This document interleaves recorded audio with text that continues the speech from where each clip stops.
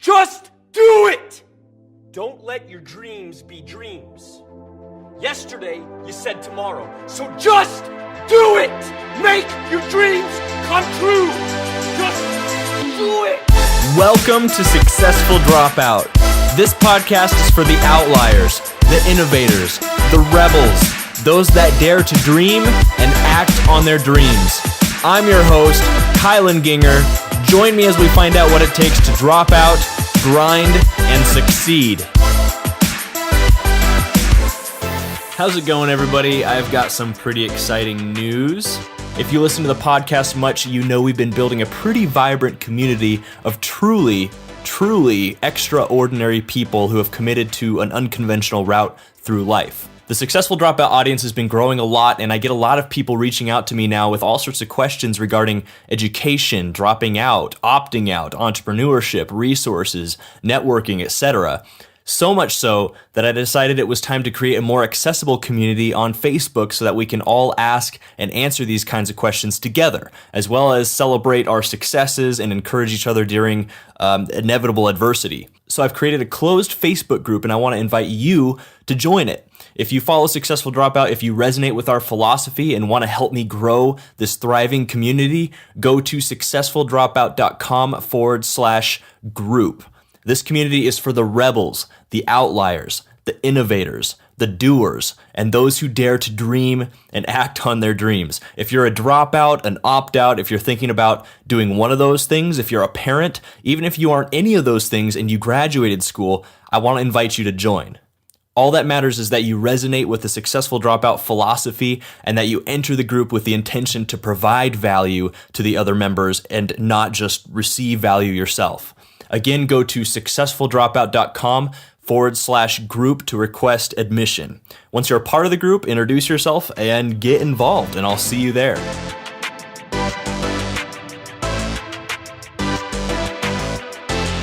What is up, Successful Dropouts? Get stoked because today on the show we have Bennett.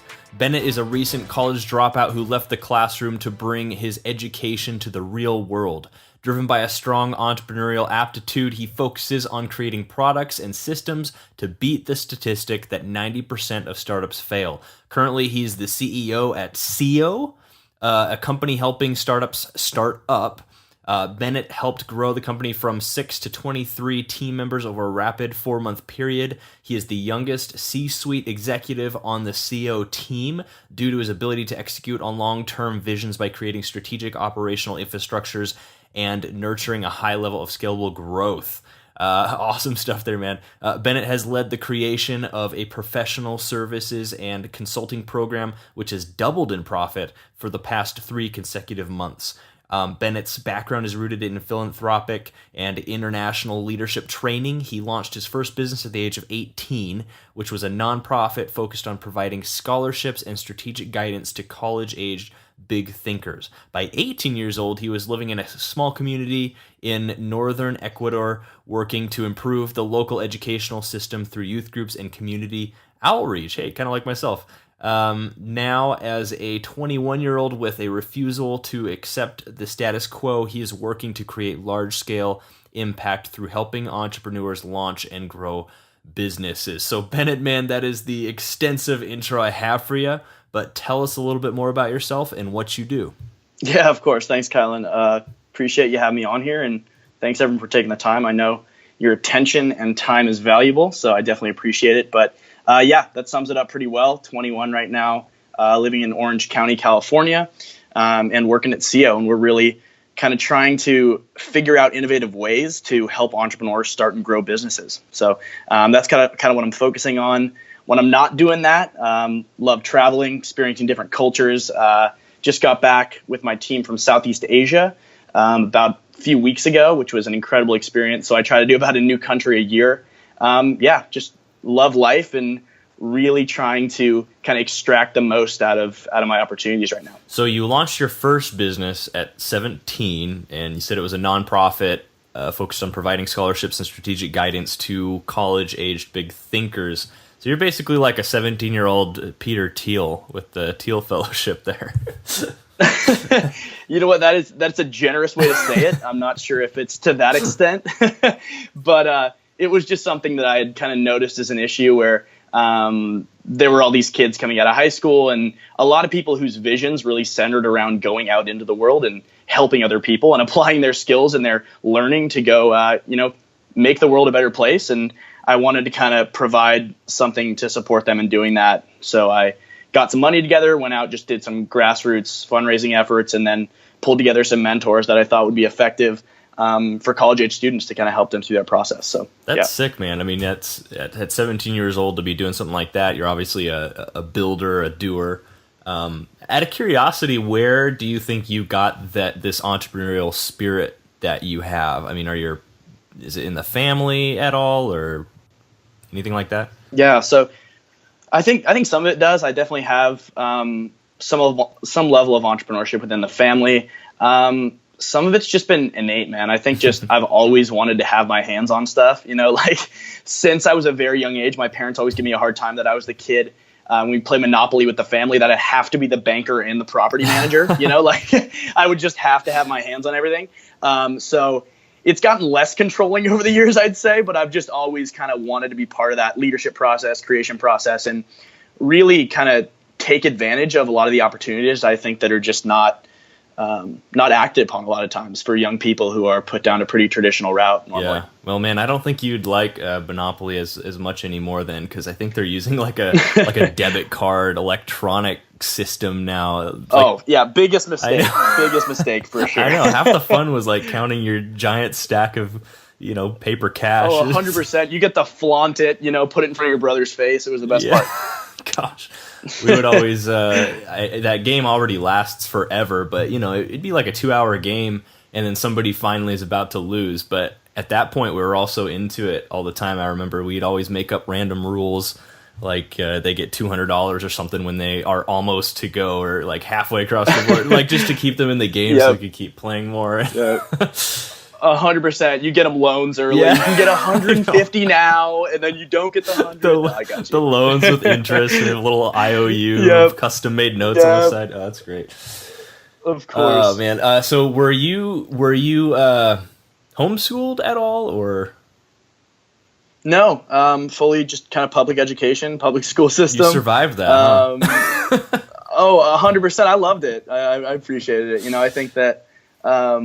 Growing up, like I got a bunch of jobs really early on. I was working, doing everything from babysitting to working in neighbors' kind of lawns and houses. I worked at Baskin Robbins. I worked as a server. I was making money since I was really young. So public school system was always my route. Gotcha. That's what my next question was going to ask, if you've ever had a job either. So yeah, I've had a lot of different jobs. I've worked at probably like 4 different businesses, like actually established businesses where I was an employee. So I think it's an interesting experience. It's something that I'm not too eager to go back to. But wherever it's been, I've tried to kind of innovate within an organization. I think that's always been what I've been better at. I haven't always been the big idea guy. I know it sounds like maybe with the scholarship and stuff like that that was just kind of innate. But I've always had a much easier time kind of finding that idea that I think has a lot of potential and then going into that organization and innovating. And that's kind of what I did with siëo.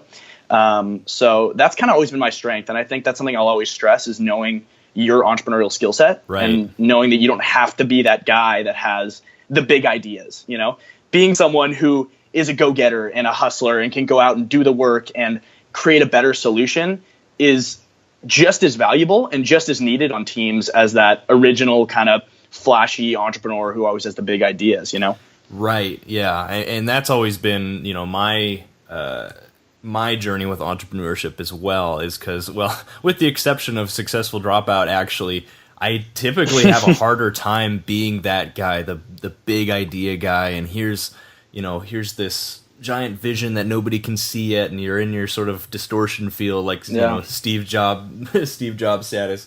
Definitely probably more close to where you are, on the execution side. And let's actually figure out, how to get here. But, you said something that it's really important for people, especially on an entrepreneurial journey, to understand their strengths and weaknesses and sort of know themselves. How did that work with you? I mean, at what point did you start to discover, like, hey, this is what I'm I'm good at? I mean, was there anything special you did? I know for a lot of people listening, they're definitely still in that phase with like I don't know what I'm good at. I don't know, out of all these options, I'm not sure which one of these would be the best fit for me. And so what would you tell those people? Yeah, I mean, I think it's tough. I think it's something that,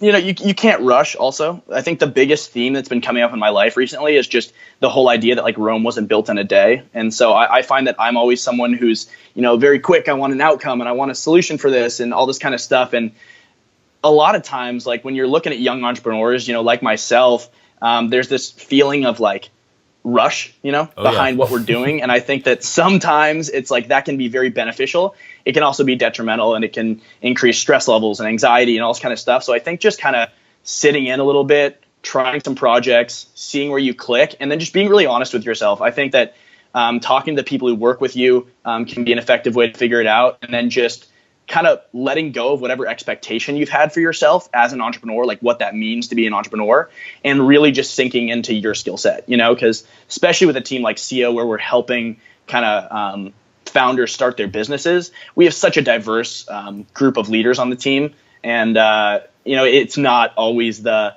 classical entrepreneur that is making a lot of decisions and is kind of moving things forward. Our creative minds are just as powerful in this team. So, yeah. Right on.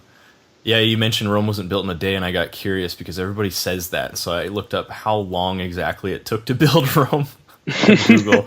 So apparently, I'd love to know. Yeah, apparently it took approximately 1,009,491 days to build Rome. So, yeah, I guess patience is the name of the game here. Yeah.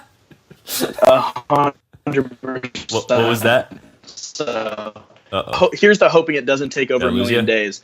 But oh shoot, I lost you for a split second. Can you hear me? Okay, no worries. Well, I was just saying that here's the hoping that Rome or to our businesses don't take as long as it did take to build Rome. So, but we'll see. But yeah, no, it's something I continue to stress. I know Gary Vee talks about it a lot, but like the speed in the micro and patience in the macro. Yeah. And I think for if you're listening and you are sort of having a tough time maybe discovering or being introspective and knowing sort of this is what I'm good at, this is what I should do, and sort of that innate feeling of where you belong, what you belong to build or do. A lot of the times I found, it can come from being in some sort of formal schooling situation where you just haven't had the freedom in the past to be able to discover that. And so now when you do come of this age where it's like, okay, what do I do with my life? There you have very little, not as many experiences to sort of draw on and look back and say like, okay, I did this, I had this experience, and from that I can extrapolate that I would be good at X, Y, Z. And so the earlier you start, the better, even though I know somebody just asked this in our Facebook group the other day. She asked, would you rather, if you say you want to pursue X, Y, Z and this opportunities in front of you, would you rather wait a little bit longer and gain some more experience and knowledge and become a little bit more mature, even though you and then pursue it, or would you just get started now and figure out the how to and all the steps along the way? Just get started, even though you can't really see what next steps are. And the overwhelming response was just commit, get started. Figure it out as you go. Practice just-in-time learning. It sounds like that's what you did. So tell me about Ecuador really quick at 18. It sounds like you're doing a lot of traveling. And you're working to improve the local educational system. So, I mean, what was that like? Yeah, it was through a program called Global Citizen Year, actually, which is it's a bridge year program between high school and college. So something that a lot of, kids in Europe end up doing, where they're actually taking some time between high school and college to go travel or to go work or do something different. And it's something I took advantage of. I actually just went and applied to schools, as most, juniors and seniors are doing, and then kind of stumbled upon this opportunity after I had already applied. So it wasn't something that I was planning on doing, but it kind of stumbled upon it and was like, this is what I need to do. And so that program entailed 8 months in Ecuador, where I got to kind of live with a host family and work in the community. And one thing I loved about Global Citizen Year is that the point of it wasn't for young people to go out and try to change the world as 18-year-olds.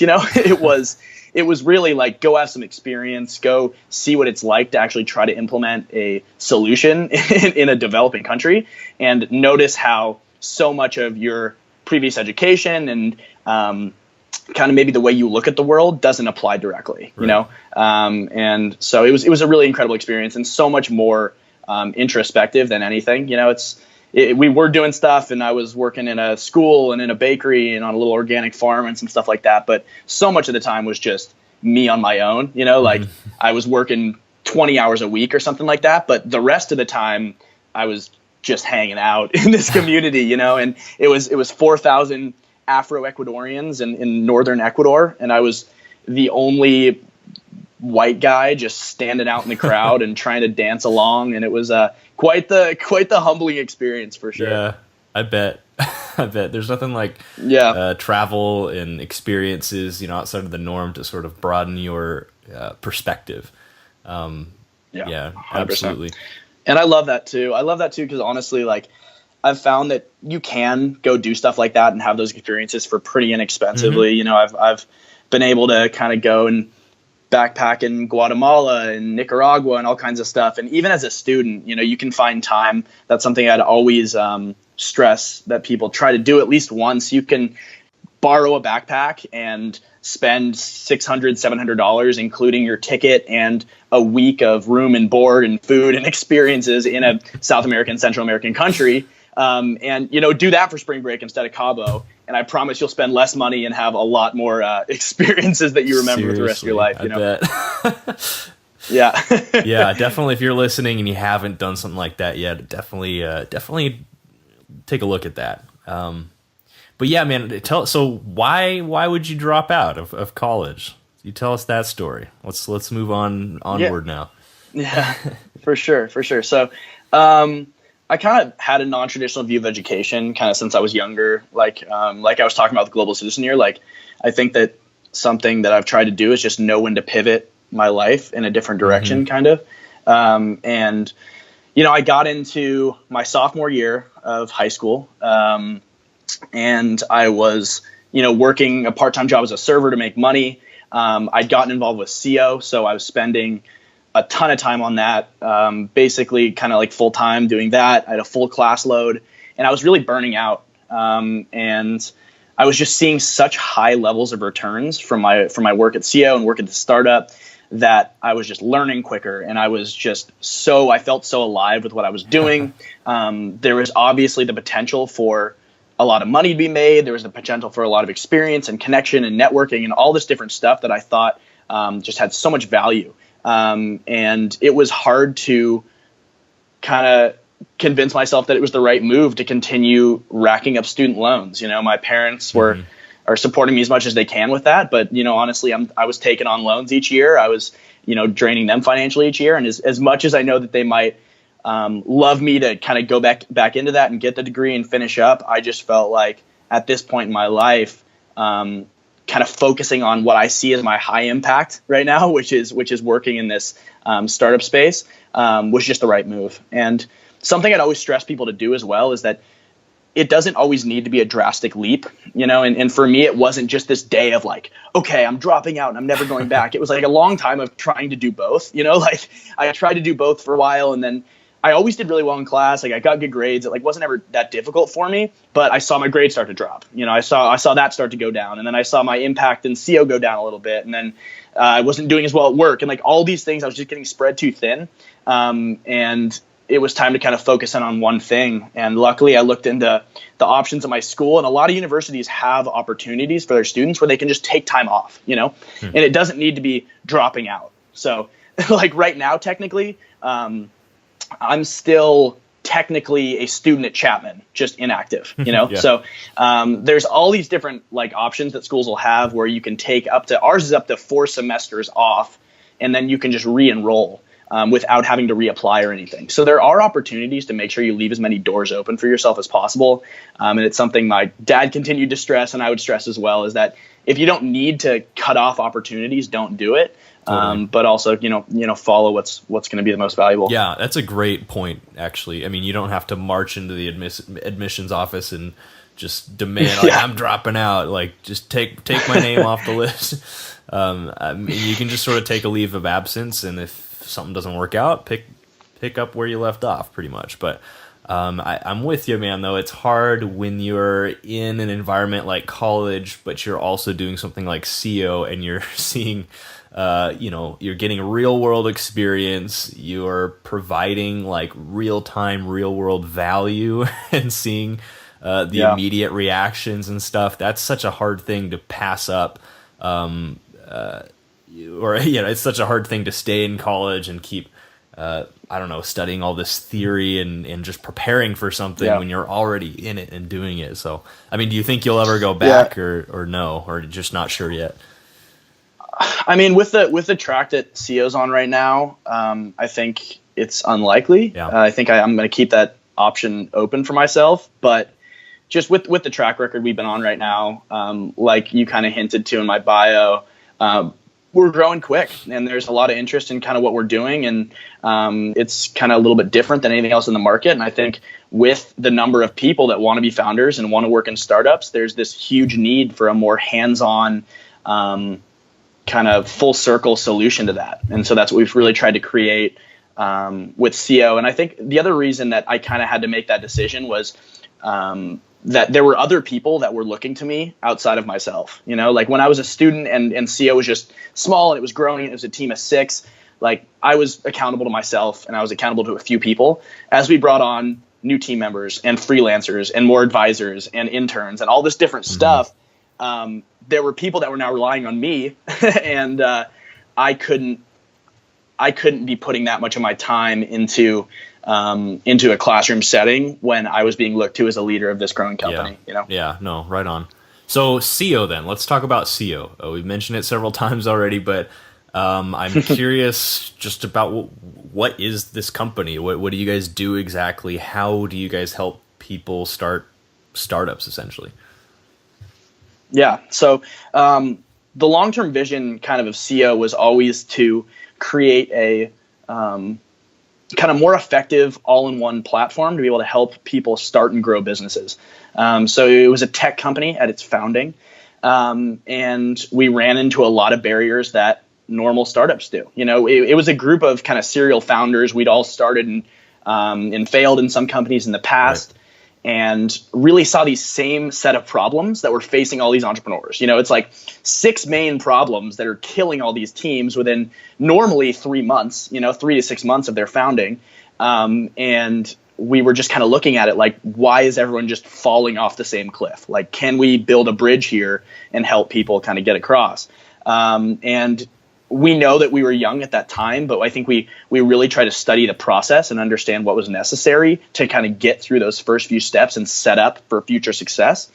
And so we ran with this idea of a platform. And when we ran into problems trying to raise money, we were able to raise a family and friends round. And then going to angels and VCs with just an idea is never easy. And that's when we really had to pivot. And so what we did is we created three different programs to be able to prove our ability to put something in the market, prove our ability to make money, and prove our ability to help startups. So there were 3 programs that came out of that. One was a program called Spark, which is our professional services side of things.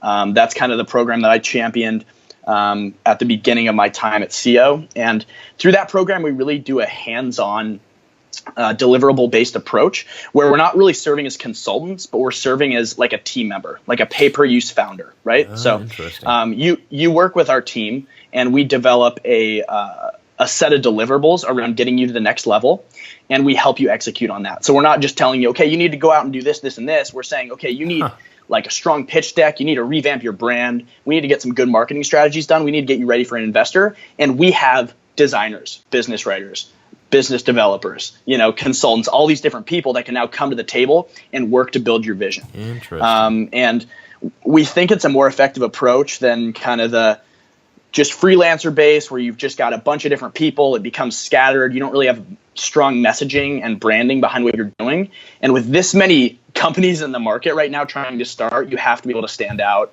And we think the way to do that is, if you don't have all the skills at your fingertips, work with our team that we've already built out to have those skill sets. We use them to help you get to the next level. So that's the professional services side of things. It's been growing really fast. And the surprising thing is our average customer hasn't been a college age student, which is what we'd thought. We thought that maybe, who's going to want to work with a group of, young Gen Zs, millennials doing this kind of stuff. Right. And the surprising thing was that the group that wants to work with us are 40 to 60-year-olds a lot of times. Yeah. So we do work with young founders, but it's a amazing day and age where a 55-year-old businessman who's got industry experience wants to work with a group of young, motivated individuals who understand the startup process. So that's been going really well. We also have a whole tech side of our business. We're building a variety of different tools right now. The one we're most excited about is called Rate My Investor, which will be a tool we're releasing the next few weeks here. Actually, it'll probably be out by the time this podcast airs. To basically go on and rate your investor experiences with VCs and angels. We just ran into all this kind of distrust and racism and discrimination in the fundraising space. And we actually ourselves got screwed over by an investor in the past. And when we went to look around and see who else had this experience, we found 2 other people in our incubator, like down the hall from us, that had the same experience with the same group, and we just didn't even know. And that's when it kind of clicked.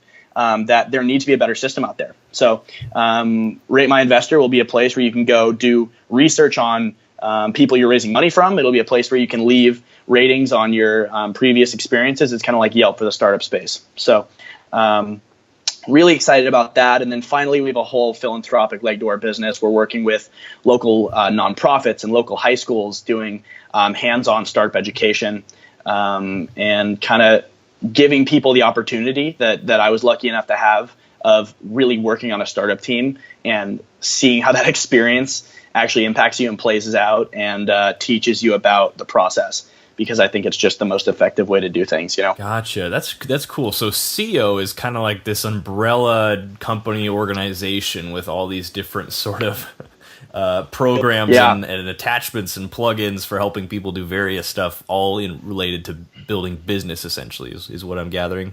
Yeah. And so we're attacking it at a few different angles. And really why the team has scaled so quickly is we're building teams out around each of these projects, because as a leadership team, we're not trying to single-handedly run 3 companies. We're trying to understand the process and put into place the systems that are going to help entrepreneurs. And we've been lucky to have just a really talented group of advisors kind of working with us through the process.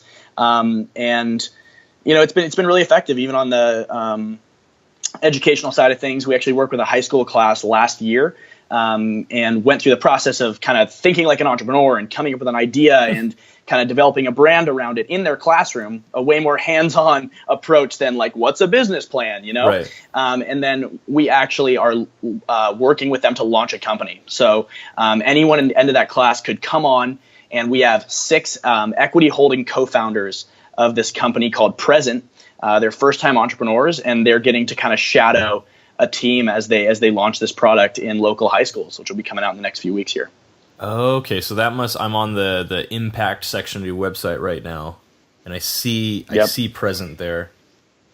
Very interesting. So that's actually it's partially student run, it's partially siëo run organization that actually helps incentivize students to go to class through a point system where they can redeem those points for pizza and Starbucks and kind of burgers and whatever they want in the community. And that's actually almost completely built, and we'll be launching soon. So we've got our hands on a lot of stuff, but it really comes down to kind of inspiring independence, innovation, and entrepreneurship, and kind of putting in systems that are going to be able to help young founders kind of feel more confident launching a business, because it's scary to launch a business and it's so much scarier to do it alone.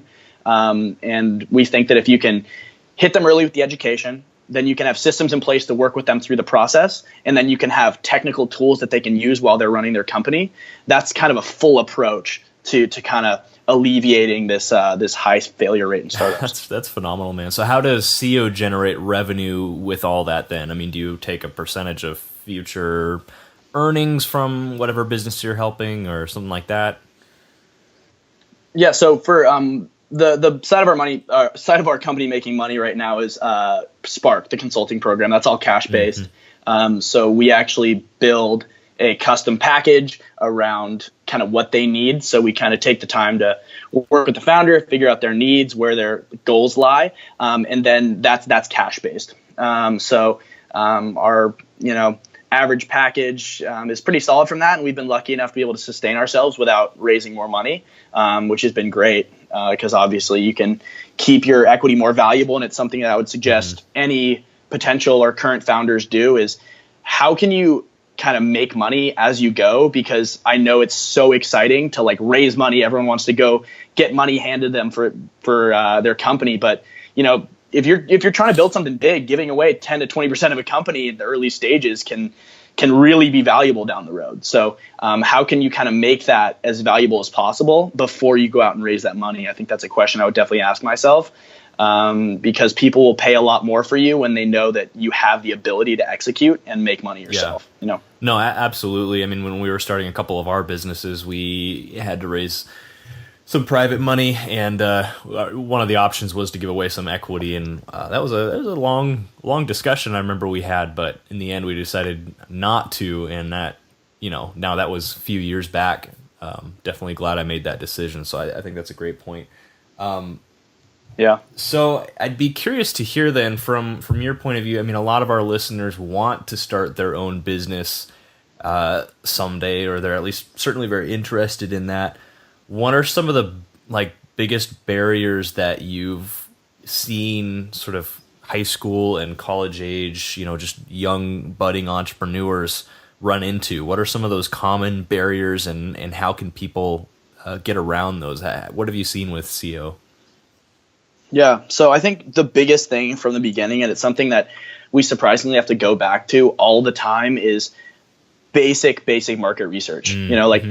Go see if this is actually a problem that needs to be solved, because there are a lot of people out there with a lot of different ideas, and a lot of our clients will come to us with an idea that is already being done by 10 people, really effectively, and they're making money on it. And it's like, okay, there has to be something different there. So it's making sure that you're doing something that's innovative, and also that's solving a problem. Is this something that's cool, or is it something that's going to make people's lives easier? Because if it's something that's cool, people might buy it. But if it's something that makes people's lives easier, they're much more likely to actually spend money and do that. So I would say kind of doing that first level of market research, making sure it's even an idea worth pursuing. And then as you go into that process of starting your company, it's really around building a team that you believe in and that you feel comfortable working with. And I know that's hard sometimes. People are very scared that people are going to steal their ideas or giving away their IP or all this kind of stuff. But at some point, you just have to kind of trust a little bit, put it out there, and see who wants to go on this journey with you, because it's so much harder to kind of have the willpower to move forward if you don't have those people. And then building a complementary team. A lot of times you see a bunch of tech guys, or you see a bunch of designers doing like a design agency, or a bunch of business guys. And it's like, you have to be able to go out and find those different people. So I would suggest any college age entrepreneurs go to the different schools at your university, go try to poach the best people from each school and sell them on your idea. It's how the siëo team was formed, and it's how we see a lot of effective teams get put together. Because even if you're trying to build an app, and you're a bunch of tech guys, like if you want to build a business, you're going to need the business minds. You're going to need the creative minds, and all those different people to put it together. So definitely strong team building, strong market validation, and then look at kind of where you can get that first little boost of money, get you off the ground. And sometimes you have to be creative with that. Sometimes you have to go out and make it. Sometimes you have to look to people that you didn't traditionally think of as people you could raise money from. But that's something I would suggest just to start. Right.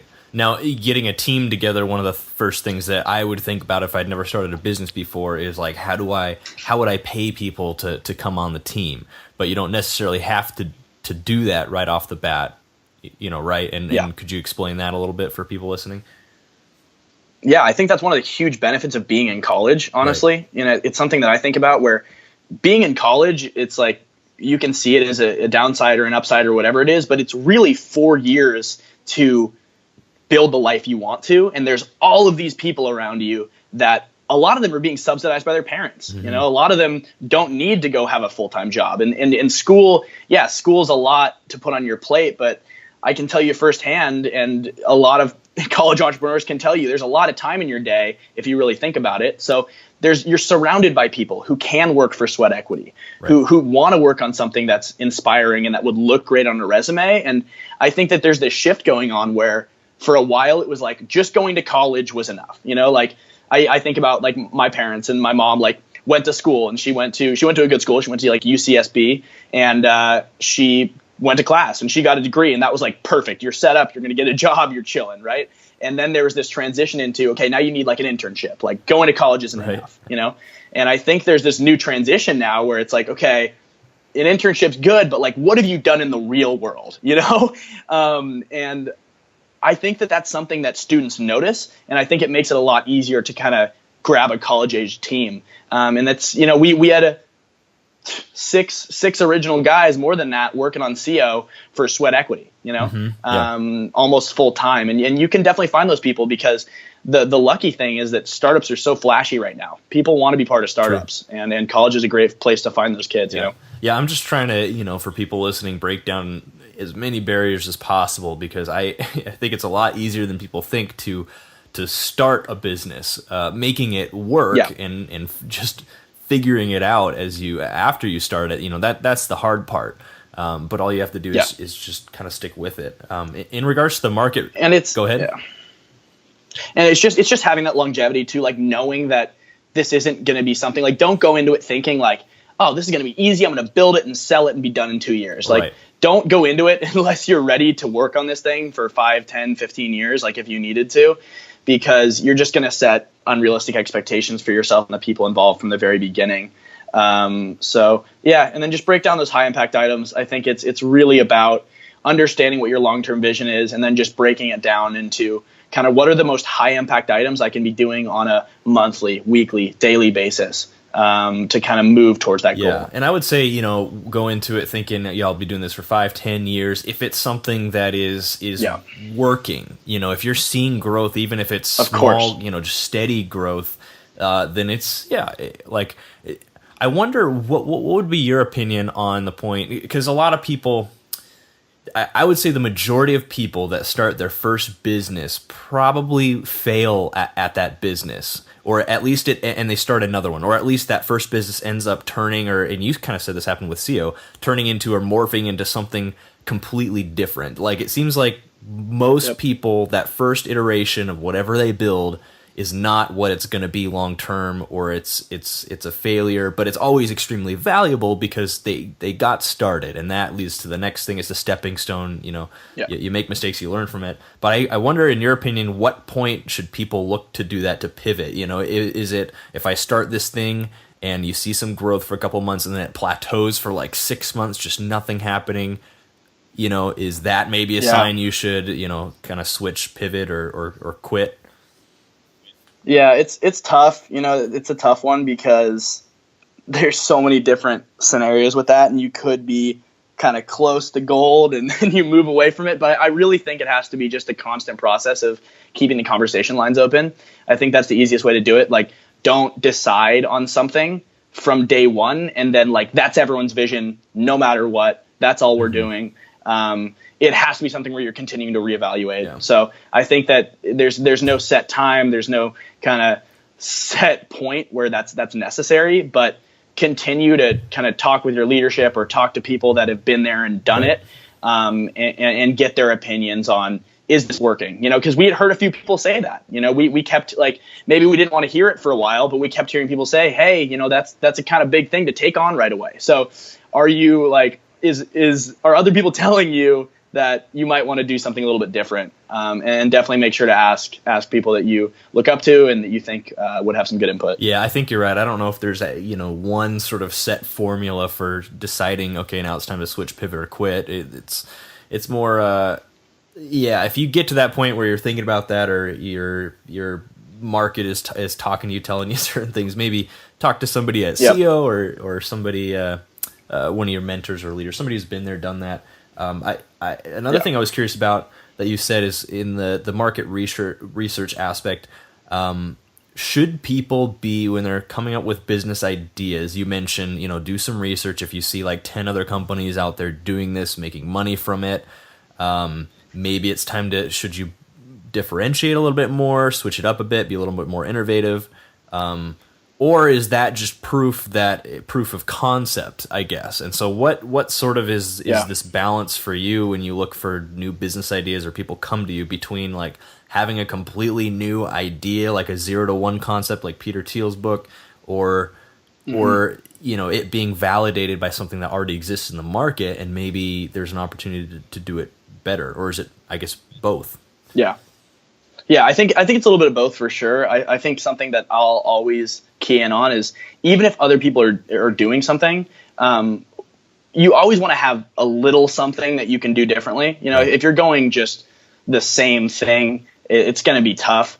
But there's other components than just the idea. There's team components, there's locational components, there's timing components. Maybe you have an edge on those people that are already in the market, which is good proof. And I think that there is a point where if there's too many competitors, it gets hard. 10 strong competitors might be tough. If you've got you've got like 2 or 3 people and they're kind of new and they're making money, then that's great validation right there. But what can you do a little bit differently that might steal some users from them and get your early adopters as well? So I think it's tough, but it's asking other people as well. That's something we continue to go back to is like, go interview people that you think might use your product. Ask them. Like what we do a lot of times, we do a pain gain magic wand analysis with our clients, possible users, right? So we'll go ask them. We'll sit down, go gather 5 people that are in your target market for this thing, and ask, okay, like what's your problem with this? What's your pain? What are you struggling with? What could you gain from a solution? And if you had a magic wand and you could change this in one day, what would that solution look like for you? And then just the final piece of that is like, would you pay for something that does this? And you can't always trust those answers, but even just opening that conversation, I guarantee you, if you even interview 5 people, you will learn something new that you didn't know about what people are expecting or what people want out of a solution. So just ask. Sometimes just the easiest way to do it is just to ask people. Absolutely. Love it. There's a saying that was coming to my mind as you were talking that, it's different is better than better. I guess if you are going to start something, you are going up against a couple competitors, you should focus on how you can differentiate and just be different, instead of how can we just do it better. Different is better than better. That's always stuck with me, and I think that's a truism right there. Yeah. I completely agree. And also just one thing is like, if you're going up against a big company that could change one little thing about their product and crush you, it might not be a good idea, because sometimes it's like, maybe Facebook isn't doing that one little thing, but like how quickly could they just make that little update and crush your business that you've been working on for 2 years, So I think looking at like, not just who are the other startups in your space, but who are the other big companies that might be interested in what you're doing, and might want to kind of just push you out of the market, So it's definitely a balance, and I don't think there's a perfect system to kind of identifying what's a good idea and what's a bad idea, but there's definitely some good strategies that you can do from the beginning. Yeah. Now, another question I have that some of our listeners might have, or they've definitely asked in the past, is how much, when you say you do have an idea and you've got some market validation and you're saying, okay, this thing is probably worth, let's put some time into this and see if it works. How much do you know about what you're going to do or what next steps are going to be before you decide to pull the trigger? I guess, in other words, a lot of people sort of, okay, I have this idea, but they run into this barrier of like, but I have no idea what I'm going to do, to grow this. They might have an idea of like the first or the second step, but they think they need to go get more certifications or more experience in this particular field or industry, or more knowledge or more connections, and then they can get started. There's this temptation to sort of have it all figured out, have this giant, business master plan before you pull the trigger. I guess what's your take on that? How much of that should you have figured out before you get started? how much planning is what's the balance between like planning and execution or doing, I guess? Yeah. I think there is a good amount of planning that goes into it, but the execution is definitely higher. I spent my freshman and sophomore years of college, like in my free time, listening to podcasts and reading books and getting prepared to like for that moment when I had the idea and had the business and I could move forward with it, because like I'd said, I was always kind of better at executing than kind of the original big idea. And so I spent a lot of time preparing. And the tough thing about that is that you just really don't know the exact skills you're going to need a lot of times. And so I think spend the time, do it, but also understand that like starting a business, like it's not the minute you start a business, all eyes are on you and you have to have everything figured out. There's definitely a process with that where sometimes like you might assume that people care more than they do right at the beginning, like go through that educational process while you're starting as well, because there's just so many things that you'll realize once you've started that, oh, well, I should have learned that, and it's like, okay, you spent all that time learning that other thing. So I think definitely continue to prepare, but there's really nothing like doing for kind of figuring out how to move forward more effectively. And I'm a big believer in that maybe it doesn't need to be your idea, but maybe go work on something else. Maybe go get some experience on a startup and work in that space, because you'll just gain skills that you wouldn't have been able to from just like trying to learn about it. It's like that whole idea of you can't teach people a lesson by like telling them a lesson. They have to go, you can't tell people that the stove's hot and they're not going to ever touch it. They're going to burn themselves. So no, it's so true. I mean, some of the only regrets I have in life are that I didn't start doing or building some things sooner, that I spent too much time trying to validate or trying to, psych myself into it, or trying to prepare myself to do it. Because like you said, once you actually get started, you realize that like, 50 to 75% of everything you were doing, you had no idea previously that you even needed to know how to do this, that you were even going to be in this particular situation. Like there is no way to actually prepare for it, because you don't know until you're actually in the game, what the rules are, what you needed to know. And 100%. And that preparation process, like that's before you really start that, or if you're currently in that phase, this is when you need to be thinking about what type of entrepreneur you are. Are you preparing yourself to be the type of entrepreneur that you are best at?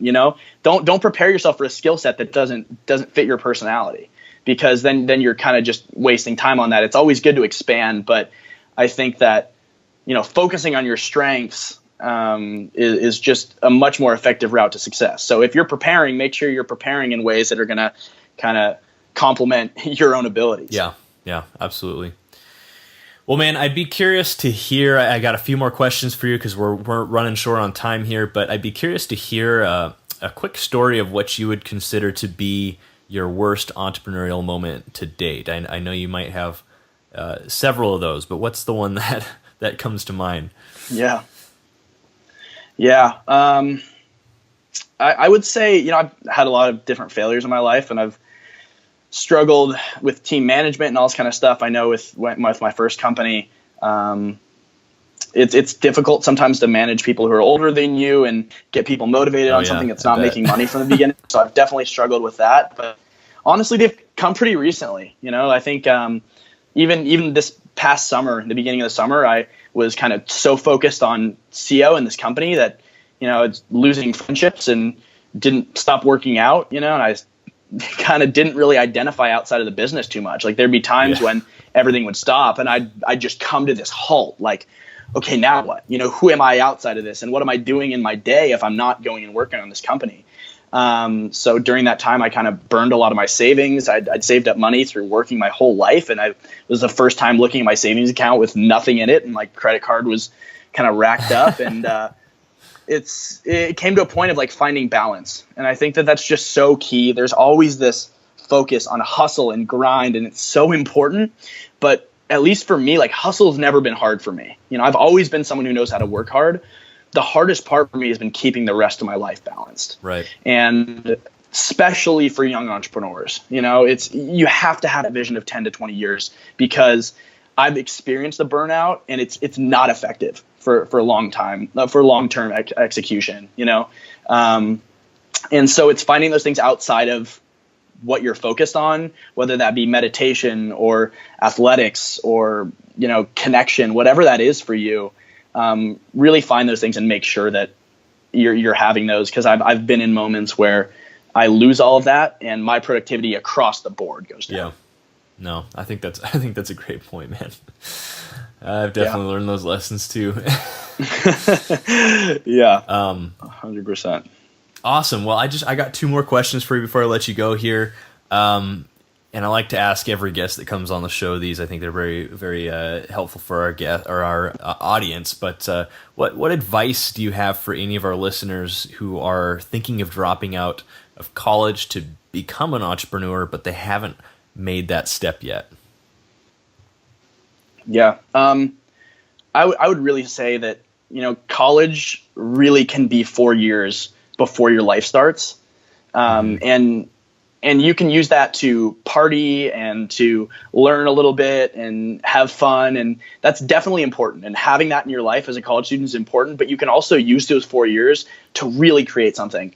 And if you want to be an entrepreneur and if you're an aspiring entrepreneur and that's what you want to do with your life, like these are the years. These are the 4 years that you're going to be able to do it. Because when you graduate, you're going to be hit with student debt and pressure to get jobs and all this different stuff. So really take advantage of that time in college.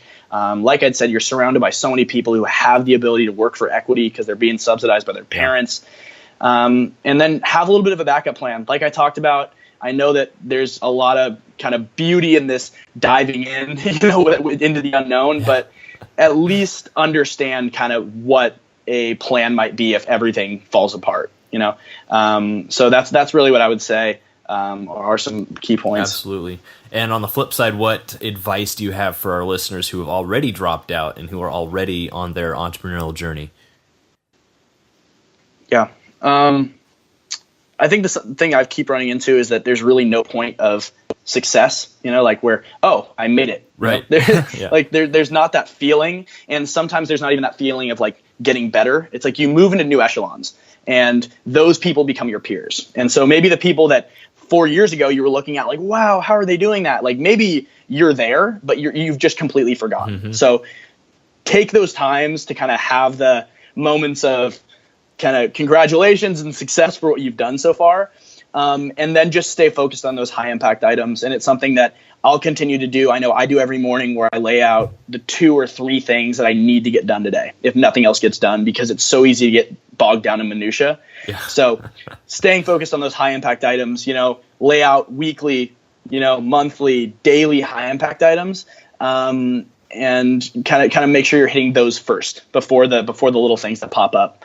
I know 7 Habits of Highly Effective People goes into the whole whole matrix of effective versus valuable and all that kind of stuff. So definitely look at what's making an impact, and then continue to kind of, if you are a founder, continue to build that positive culture within your organization that makes people want to keep coming back, even if there's not a monetary return right now. Yeah, I think you're absolutely correct. I haven't encountered a moment yet where I feel like, I've made it, I'm done.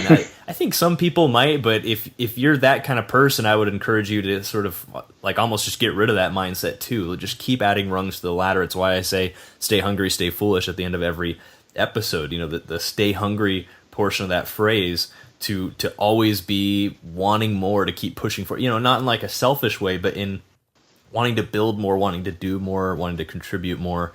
And just continue to become the best version of yourself. It's definitely really easy, though, I know, to get complacent and to sort of, there's even a moment just a week ago where I was sitting down, and for a day, I was really depressed for some reason, no good reason, but it was just man, I don't feel like I'm doing enough with my life right. I have these things and these businesses that I'm building, but it's I feel like I could be doing so much more and all this stuff. And it was sort of this depression out of this feeling of I wanted to do more. I felt like I wasn't doing enough almost. But I think that's the point where it's really valuable to think back, like you said, Bennett, where were you just a couple of years ago? And that's exactly what I did. 2 years ago, I was in this situation, and like I would have killed to be in the position I'm in right now.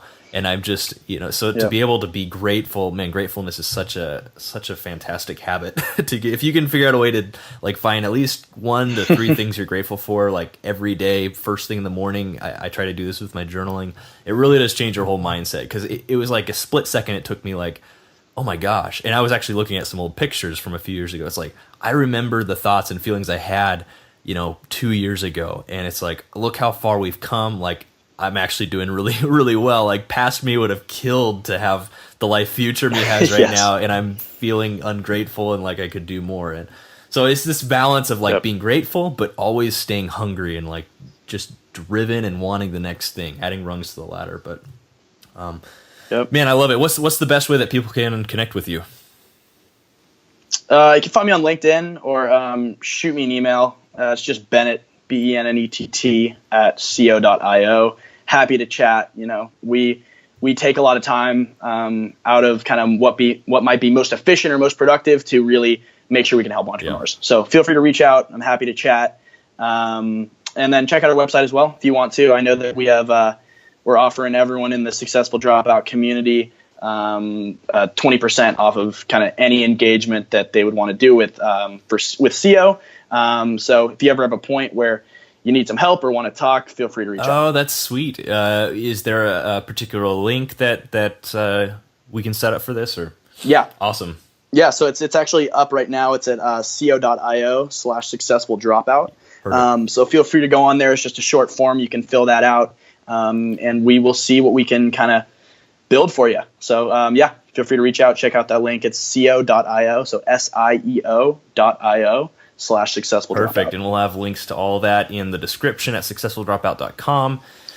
And that's awesome. That's it. Well, Successful Dropouts, you are the average of the 5 people you hang around the most. And today you've been hanging out with Bennett and Kylan, learning what it takes to drop out, grind, and succeed as an entrepreneur. For everything we talked about today and for that link, head over to successfuldropout.com and type Bennett into the search bar, and the show notes will pop right up. And as always, stay hungry, stay foolish. For more information about how to drop out, grind, and succeed, go to successfuldropout.com. I also love questions. If you have a question about anything we talked about today, I want to hear from you. Go to successfuldropout.com and click the Ask Me a Question link at the top of the page.